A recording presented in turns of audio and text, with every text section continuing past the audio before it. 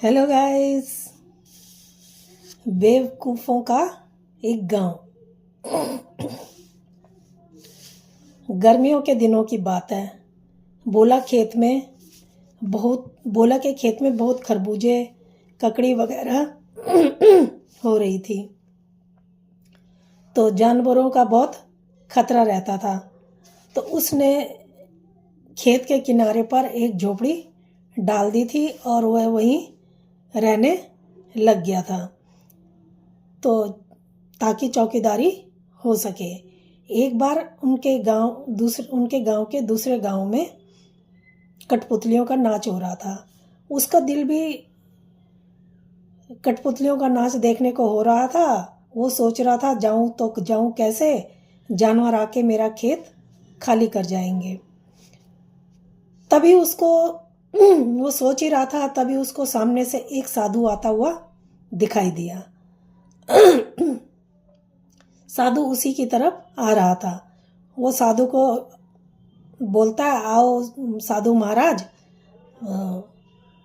बैठो और मेरी खेत में खूब ककड़ी खरबूजे हो रखे हैं, इनको जितना मर्जी खाना, बस जानवरों से इनकी रक्षा करना। मैं कठपुतली का नाच देखने जा रहा हूँ, आधी रात तक वापस आ जाऊंगा। साधु महाराज भी खुश होते हैं और कहते हैं कि ठीक है, जाओ जाओ बच्चा कहकर वो बोलते हैं और वो खुशी खुशी चला जाता है। जब वो कठपुतली का नाच देख रहा था तो बाबा वहाँ पर खूब खाते हैं खेत से तोड़ तोड़ के, और बाद में अपना चिलम बैठ के सोचते हैं सुलगाऊं, और झोपड़ी में बैठ के अपना चिलम सुलगाते हैं। सुलगाते ही जैसे ही झोपड़ी नीची थी, तो वो चारपाई में बैठते हैं और जो झोपड़ी में ऊपर से घास फूस लटक रहा था, सारा टेम्परेरी बनी हुई थी, वो एकदम आग पकड़ती है और सारी झोपड़ी धू धू करके जलने लगती है। अब जलने लगती है, वो सारा सूखा होता है, वो जल्दी आग पकड़ लेता है और सारा झोपड़ी जलने लगती है। बाबा देखता है और भागने की कोशिश करता है। जब भागता है तो बाबा की धोती चारपाई पे फंस जाती है। अब वो धोती निकालने के चक्कर में गिर जाता है, उसकी धोती फंस जाती है तो गिर जाता है। अब गिरता है तो वो उठ ही नहीं पाता काफ़ी देर तक, और वहीं जलकर वो भी झोपड़ी के साथ साथ राख हो जाता है।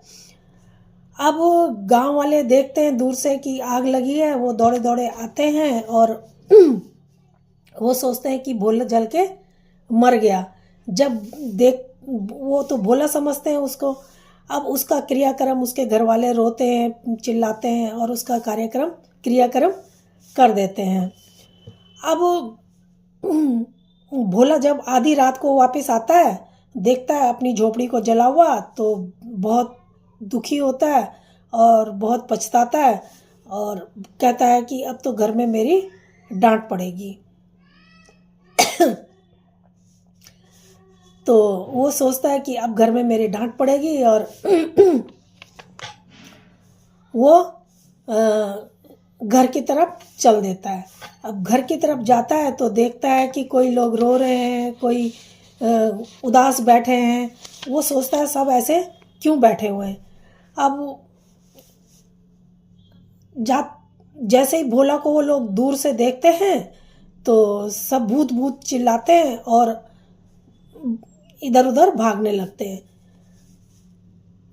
भोला उनको देख के भागता है और छुप जाता है कि पता नहीं क्या हो गया, मेरी तरफ क्यों भूत भूत करके आ रहे हैं। वो तो छुप जाता है। दूसरे दिन क्या होता है कि एक धोबी कपड़े लेके जा रहा होता है उसी की खेतों की तरफ से, देखता है कि वहाँ भोला बैठा हुआ है। वो सोचता है भोला का भूत बैठा है। अब वो भी अपनी कपड़ों की गठरी वहाँ पर छोड़कर भागता है और भूत भूत चिल्लाता हुआ गांव की तरफ आता है। गांव वाले सब डंडे वंडे लेकर भागते हैं धोबी के साथ में, और देखते हैं कि भोला वहाँ पे नहीं है। भोला तो खेतों में छुप जाता है डर के मारे। अब ऐसे ही एक बार क्या होता है कि एक वो होता है, पुलिस आती है उनके गांव में। अब पुलिस किसी क्रिमिनल की तलाश कर रही थी, तो उन पुलिस वालों को पता चलता है कि इस गांव में भूत का खौफ है। पुलिस वाले जब पूछते हैं तो लोग बताते हैं कि यहाँ रात को रोज भूत आता है और कभी कभी दिन में भी भूत आ जाया करता है।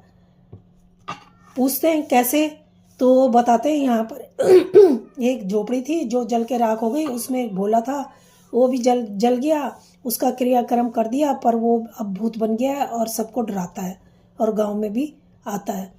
तो पुलिस वाले सोचते हैं वो भूत नहीं होगा, वो जरूर वही होगा जिसको हम ढूंढ रहे हैं, जिसकी हम तलाश कर रहे हैं। अब वो कहते हैं कि चलो गांव वालों को हमारे साथ उधर चलो जहाँ पर वो तुम उस भूत रहता था, जहाँ पर वो लड़का रहता था। अब वो खेत की तरफ जाते हैं तो भोला वहाँ पर बैठा होता है। अब भोला सोचता है आज मैं भागूंगा नहीं, आज मैं यहाँ बैठा रहूँगा और सबको साबित कर दूंगा कि मैं भूत नहीं हूँ। अब जब सब पुलिस वाले वहाँ पर आते हैं, गांव वाले आते हैं, तो भोला उनकी तरफ दौड़ के आता है। तो वो लोग सोचते हैं कि सबके सब कि ये भूत हमारी तरफ क्यों आ रहा है। वो सब दौड़ते हैं और भाग जाते हैं। भोला कहता है मारो मारो मेरे को मारो, मैं जिंदा भूत हूँ, मेरे से मत डरो, मैं जिंदा भूत हूँ।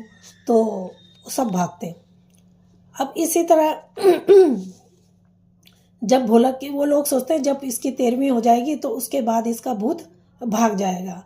अब वो 13वीं का इंतज़ार करते हैं और जिस दिन 13वीं हो रही होती है उस दिन भोला सोचता है कि सब तो 13वीं में लगे होंगे और जो नहीं गया होगा मैं उसके पास ही जाऊंगा और उसे अपनी सारी कहानी बताऊंगा और वो ही सब गांव वालों को फिर बताएगा।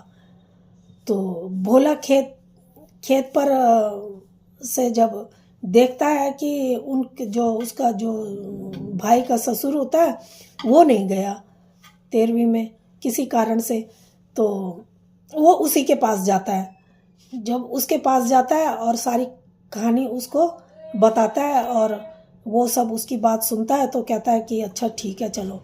तो वो भोला को अपने साथ लेकर के उनके घर में जाता है और वहाँ पर जाके जब लोग देखते हैं कि समधी के साथ में तो भोला आ रहा है, तो समधी फिर उनको कहते हैं कि ये भोला ही है, ये मरा नहीं था और इस तरीके से इसके साथ घटना हुई थी। और वो तो एक साधु महाराज थे और सब घर वाले उसको देखकर, भोला को देखकर बहुत खुश होते हैं और गांव वालों को भी सारी बात बताते हैं और सब खुश हो जाते हैं और कहते हैं हम तो बेकार में ही इससे डर रहे थे। तो दोस्तों आपको ये कहानी कैसी लगी? अगर अच्छी लगी हो तो प्लीज़ लाइक और सब्सक्राइब जरूर करना। धन्यवाद।